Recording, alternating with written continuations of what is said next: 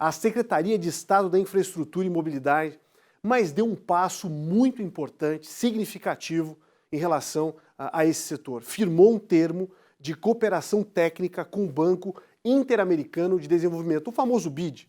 Para fazer o quê, Polito? Para realizar a análise prévia da viabilidade econômica, ambiental e técnica dos estudos existentes para a implantação, sabe do quê? Do transporte marítimo na capital. Ou seja, é uma luz no fim de um túnel curto que pode virar realidade. Vou te mostrar as rotas. Olha que legal. Quer ver? Dá para ver aqui o cantinho da parte continental e da parte da ilha.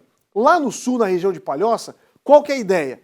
Esse trajeto aqui com desembarque na Tapera. Esse ferryboat para carga comercial, né? Mas também para automóveis e passageiros. Na parte central, no lado da Baía Sul e no lado da Baía Norte, dois exemplos semelhantes. Um sairia da beira-mar de São José e iria para a região central, e o outro sairia de Barreiros e também iria para lá. Esse aqui, um tipo de barca, que também vai servir como um atrativo turístico. E lá em cima, mais ainda, Biguaçu e Santo Antônio de Lisboa, no mesmo aspecto.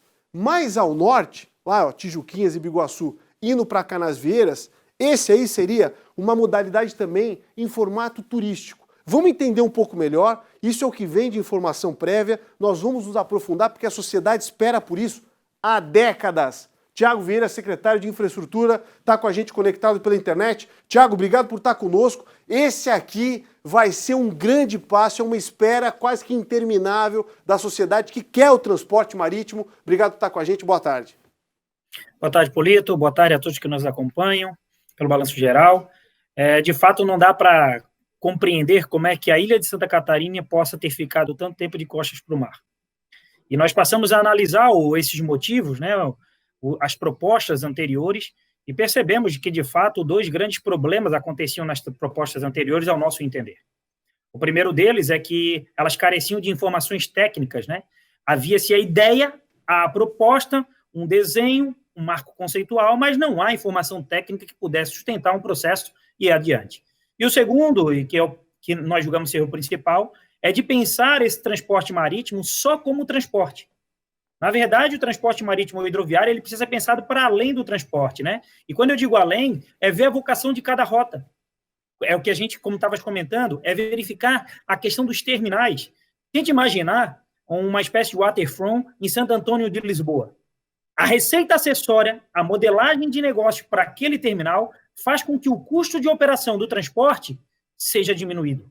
E é por isso que nós fizemos uma parceria com o BID, consultores de extrema experiência, que estão fazendo um trabalho fantástico e que até dezembro, junto com os técnicos da Secretaria, nós pretendemos finalizar essa pré-viabilidade. E é a partir daí que nós vamos ter um desenho, uma proposta, para que a gente possa aí conversar com todos os setores, né, da sociedade civil organizada, as prefeituras, e a gente apresentar e, de fato, fazer uma virada de página, porque nós precisamos tornar isso realidade. E vamos tornar. Secretário, coloca na tela para a gente, por gentileza, o mapinha. Explica a peculiaridade de cada rota. Eu achei muito interessante e inteligente o fato de mais ao sul ser para cargas, mais ao centro para passageiros, inclusive com um aspecto mais turístico, bem como mais ao norte, que saindo de Biguaçu, seguindo para Canasvieiras. Isso foi pensado não só para diluir e para dar eficiência, mas também com um aspecto voltado para o turismo. Isso é muito importante para Santa Catarina. Então, quando a gente começa a fazer essas análises com os técnicos, tanto da Secretaria como do BID, nós percebemos tem fatores técnicos, né? Quer seja a intermodalidade, quer o acesso do passageiro, quer a atratividade da região. Então, uma série de fatores, mesmo mais de 10 itens para cada ponto deste, em que eles vão respondendo ou vão nos dando o norte do que seria mais interessante para aquela região. Então, quando a gente pega aquele corredor sul, que vem de Palhoça a Tapera, de fato, nós temos uma atratividade muito grande que pode dar suporte à cadeia logística, entrar na ilha sem ter que deslocar até o miolo, né, vamos dizer assim, a área central. Claro. E aí ali a gente prevê, por exemplo, ferryboat, possibilitando, está sendo análise, até de 48 toneladas, né, 6 eixos. Então, assim, é uma vocação totalmente diferente da região da beira-mar de São José, vinculada à área central, em que aí a lógica não é tanto de ferryboat, mas sim de barcas. Então, a gente precisa analisar as potencialidades de cada região, que é isso que a gente está fazendo nesse momento, fazendo uma modelagem para que cada terminal possa ter uma verba acessória, quer seja comercial, quer seja restaurante, quer seja suporte a outras atividades turísticas, como em Canasvieiras, com certeza há de ter. E a partir daí a gente constrói um modelo de negócio que seja vantajoso para todos. Para o cidadão, que é a nossa lógica de prestação de serviço, para quem vai fazer o processo de operação, porque a ideia do Estado não é ele ser o detentor da operação, mas fazer um processo efetivamente de concessão, uma parceria público-privada, e a partir daí a gente tornar isso realidade para a grande Florianópolis, né? Então, nós estamos analisando cada potencialidade, nós fizemos análise dos dados do Planos, então, não só do Planos, né, mas todos aqueles estudos anteriores, todos os dados que estavam disponíveis, nós fizemos, de fato, uma calibragem, estamos fazendo. E a gente está avançando muito bem nesse cenário. E até dezembro, a nossa pretensão é que a gente consiga verificar, por exemplo, quando a gente pensa em um ponto desse, nós temos que avaliar o aspecto ambiental. Não há como fugir disso. A gente fala de uma ferrovia, e para entender bem o aspecto ambiental, a gente fala da ferrovia litorânea que nunca conseguiu sair da realidade por um aspecto ambiental do Morro dos Cavalos. Então, a gente precisa entender onde é que estão as unidades de conservação, fugir desse impacto ambiental, ver as áreas de amortecimento ambiental, e por aí vai. Então, é nesse sentido que é essa análise. Verificar qual é o ponto mais viável, tecnicamente, economicamente, e no contexto ambiental. Secretário, deixa eu tentar fazer várias perguntas em uma só. Primeiro, então se cogita de fato uma parceria público-privada, porque eu enxergo isso, acho que a sociedade enxerga isso como um passo importante de investimento e não de gasto. Outro ponto, se trabalha intensamente para que isso seja e aconteça no curto e médio prazo, quando seria e de qual é o aporte financeiro necessário para isso? Já se tem uma estimativa? Essas são as 3 perguntinhas. Então, com certeza é investimento, né? O transporte hidroviário existe no mundo inteiro e não é porque ser só na ilha de Santa Catarina que ele seja um problema. Os estudos anteriores apontavam isso e é por isso que isso nunca saiu do papel. Só que, repito, eles pensavam tão somente dentro de um contexto de transporte, que é muito importante para questões de mobilidade, né? Quando a gente faz uma conexão norte ou uma conexão sul, a gente tira o deslocamento de todos esses veículos para a área central, e que é um grande funil. Então, há um ganho de mobilidade, mas a gente precisa tornar a proposta viável. E é por isso que a gente fala muito dessas vocações de cada região.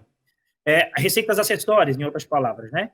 Além disso, nós com certeza temos que entender que o sistema hidroviário, dentro dessa parceria público-privada, ele vai encontrar uma proposta que, repito, seja interessante para o poder público, para o cidadão e para o investidor. Isso é possível, sim, é possível equilibrar isso e efetivamente tornar algo que vire realidade. Curto, médio prazo, que foi a outra pergunta que fizeste, nós pensamos que nós tenhamos que fazer, e eu estou pensando numa realidade, ou nós estamos pensando, a curto e a médio prazo, tá? O que significa dizer isso? Finalizar até dezembro a pré-viabilidade, ali, com as informações que nós tivermos, nós vamos desenhar qual vai ser o melhor caminho. Se vai ser um caminho mais conservador, em que a gente analise por um processo de concessão, por meio aí de um EVT, e aí todo o processo de licitação, ou se a gente faz, por exemplo, uma PMI. Quando é que a gente vai saber do caminho? Quando efetivamente nós finalizarmos essa proposta e conversarmos com os demais atores. E é isso que a gente vai fazer a partir de janeiro. Então, nós entendemos que é possível, sim, tornar realidade, ou dar grandes passos, tornar ele muito próximo de acontecer até 2022. Esse é o nosso norte, e aí, para isso que a gente está trabalhando. Nós temos a convicção que isso é economicamente viável. E eu acho que eu esqueci de uma pergunta que você fez, Polito, se eu não estou equivocado, eu acho que eu não respondi, eu estou me fugindo agora da memória aqui. É só se já tinha uma ideia de valores. Então, na verdade, essa proposta, né, de modelagem de negócio, assim, quando a gente fala de um terminal, como eu dou um exemplo, em Santo Antônio de Lisboa, uma espécie de um waterfront, em que tenhamos ali comércios, bares, outras potencialidades. Esses valores do que poderia ser, de fato, ou se, por exemplo, se vamos fazer um processo de concessão para todas as 5 linhas, em que uma equilibra a outra, ou que nós vamos dividir em 2, processo de concessão norte, processo de concessão sul. Tudo isso nós só vamos conseguir responder, de fato, e até a expectativa de investimento disso a partir da finalização até dezembro dessas propostas. Secretário. Nós estamos analisando, por exemplo, os locais, né, os pontos, se são pontos públicos, se vão ter valor de desapropriação, se não tem valor de desapropriação. Então, é toda uma análise que até dezembro nós pretendemos ter isso e apontar aí sim o norte dos próximos 2 anos para que a gente torne, repito, e é possível, nós temos a convicção disso, nós simplesmente sempre entendíamos o transporte marítimo como uma ideia, simplesmente botar um barco no mar. Não pode ser assim. A gente precisa pensar ele dentro de aspectos técnicos, ambientais, da apropriação, a calibragem de tarifa, e por aí vai. E a gente está fazendo esse trilhar que até então não era feito, e que com a parceria do BID, com certeza nós vamos tornar isso realidade. Secretário, uma última pergunta, nosso tempo não é largo, rapidamente, tá, secretário? A governadora interina vai para Brasília, vai tratar de outras questões na Câmara dos Deputados, mas nada impede de uma conversa mais estreita com o Ministério de Infraestrutura trazer investimento também para isso, não? Sem dúvida, a gente está levando todas essas pautas para a governadora e para que efetivamente ela possa fazer esse diálogo bem aberto com o Ministério da Infraestrutura, até porque essas agências, né, esses financiamentos, o BID, por exemplo, ele tem uma relação muito mais próxima com o governo federal, né? Ele tem essa relação muito próxima, né? Então, com certeza, uma proposta junto de um financiamento futuro, por meio de um BNDES da vida, ou até mesmo de uma outra agência de fomento, com certeza isso deve ser buscado também. Nós estamos abrindo possibilidades, e aí a governadora com certeza vai saber trilhar o melhor caminho para que isso também vire realidade. Obrigado. Secretário de Infraestrutura do Estado com a gente ao vivo aqui, trazendo ótimas notícias ao vivo no Balanço Geral. Obrigado, secretário. Ótimo descanso aí. A gente que agradece a oportunidade.